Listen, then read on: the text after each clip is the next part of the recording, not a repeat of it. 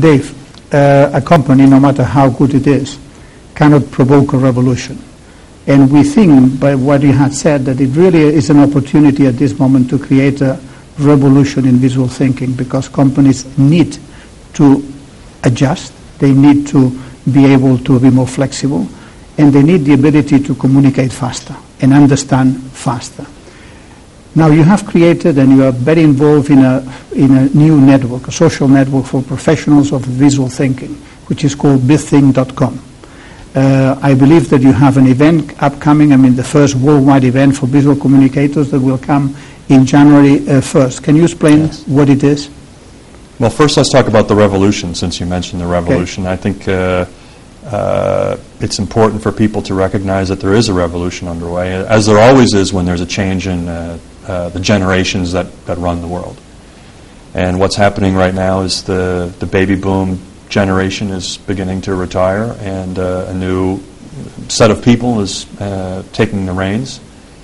And it's a media generation. It's a visual generation. It's a generation that's not only has grown up on television, but video games and the internet and interactive media.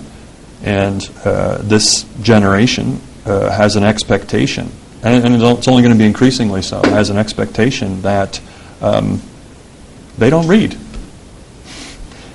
And if you're in the newspaper business, which is the business I left to start explain, it's very obvious when you look at the numbers of who's reading newspapers. People are reading less and less and less, and they're watching more television, and they're spending more time on the internet, interacting with their peers. They're spending time texting each other on their mobile phones. The pace of communication is accelerating, and also the quality of communication is becoming, let's say, higher and more visual. Your average 10-year-old today probably can make a video.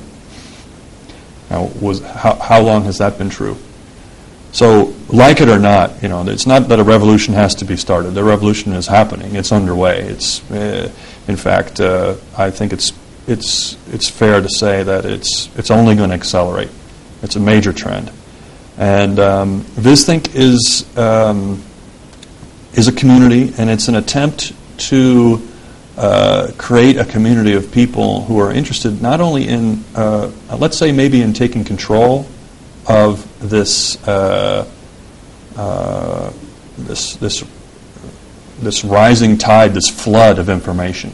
And I think everyone, most people in the world today are media literate, by which I mean they watch television. They can maybe read between the lines. They're not taken in or snowed by special effects or let's say deftness or not deftness, editing tricks and so forth. So they're sophisticated in terms of reading visual information, but they're not sophisticated in terms of writing and creating visual information. And that's the mission of VizThink, is to create a place where business people and others can learn, share, and teach each other best practices in creating visual information. If you have a proposal, for example, or if you need to give a talk or run a meeting with your colleagues, most people revert to either a document or putting up their PowerPoint slides with bullet points. That's just not enough anymore. So VizThink is about raising that level of visual literacy for the people who want to create more visual communications and just get better at creating the communications that result in getting things done. When is this event taking place and where? It's in January of 2008 in San Francisco. I believe it's the 27th through the 29th of January. And I think it's going to be a pretty special event. There's some pretty amazing people who are going to be there. I'm proud to be associated with the community. There is one thing that you've mentioned before that to me is very engaging, is that you told me in some of our discussions that people do not expect anymore to go to big events and have people talking to them. Yes, that's true. And I think that you should explain a bit what you want to do that is going to be completely different in this event. Well, yes, I'm not only presenting at the event, but I'm also an advisor, and I've been pushing very hard to make the event more collaborative and more interactive. And the way that I think of it is, historically we think of people coming and giving a presentation to present information, and the idea there is that people, geniuses or experts or people who are otherwise considered smart, create some kind of presentation or come in and gives us the gift of their knowledge. And if you look at even the root of the English word present, it means a gift, to present, to give a present, to give a gift, a regalo. And when you have people today who are more media literate, as we were discussing, who are used to being on the internet, which is a two-way medium. They're chatting with people, they're collaborating, they're creating things online. They're not necessarily just there as passive receivers of information like we used to be when we were watching TV. We're interacting with each other and with information in a much more collaborative way. So I think the whole paradigm of presenting and presentation and the genius coming to the group with a gift, much as like a priest in the front of a congregation, I think we need to create more opportunities for conversation. People enjoy having collaboration and conversation, not just with the expert, but with their peers, with other people.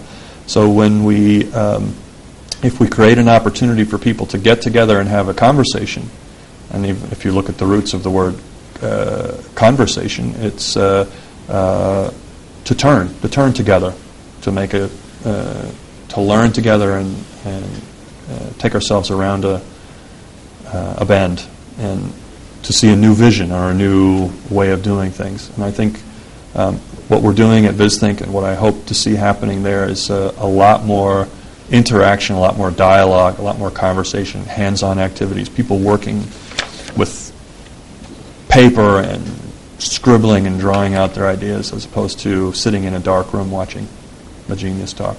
We are talking about... Not that I'm a genius. Yeah, we are talking about a very limited amount, about 500 people or something like this? Yes, and I think, 500 is maybe, I don't know if you call it a large group or a small group. To me, it's a group that's small enough that you can really get to know people, and I think it's a good number to start with because it'll give us an opportunity to... I think it's 300 to 500 that we're looking for, and I think...